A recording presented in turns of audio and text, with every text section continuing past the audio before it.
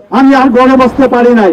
আমার 7 বছরের নাতি 3 দিন আগে আমাকে বলে, দাদা তুমি একজন মুক্তিযোদ্ধা, এখন কিভাবে ঘরে বসে আছো?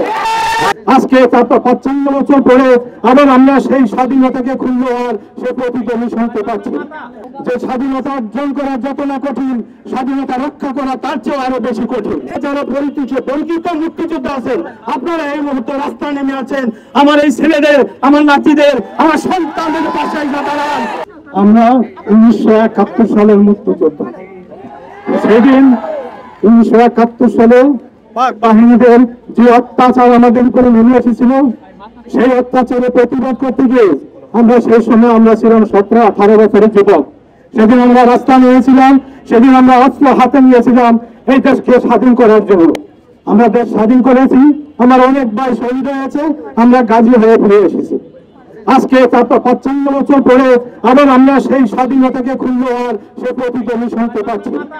আজকে আপনারা যে 24 মুক্তিযোদ্ধারা রাস্তায় নেমেছেন, আপনারা একটা কথা আমরা জানি যে স্বাধীনতা অর্জন করা যত না কঠিন, স্বাধীনতা রক্ষা করা তার চেয়ে আরো বেশি কঠিন।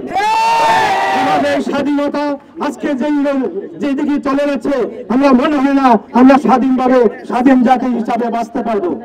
আপনারা যদি সেই স্বাধীনতাকে রক্ষা করতে চান, আপনারা যেইভাবে রাস্তায় নেমেছেন, আমি আর ঘরে বসতে পারি নাই। আমার 7 বছরের নাতি 3 দিন আগে আমাকে বলে, দাদা তুমি একজন মুক্তিযোদ্ধা, এখন কিভাবে ঘরে বসে আছো?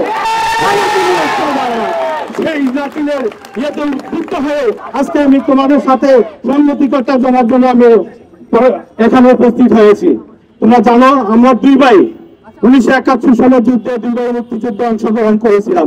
সেই অপরাধে আমার বাবা মা বাড়িতে ঘুমাইতে পারে নাই, পাট খেতে, ধান খেতে এবং কি আখ খেতে ঘুমিয়েছে। আজকে তোমাদের বাবার মায়ের অবস্থা আমরা সেটাই দেখতেছি।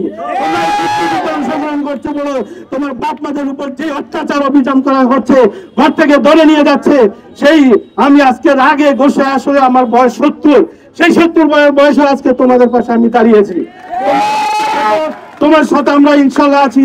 এই যুদ্ধ, এই তারুণের যুদ্ধ কোনোদিনও পরাজিত হবার নয়, এই যুদ্ধ সামনের দিকে এগিয়ে যাবে।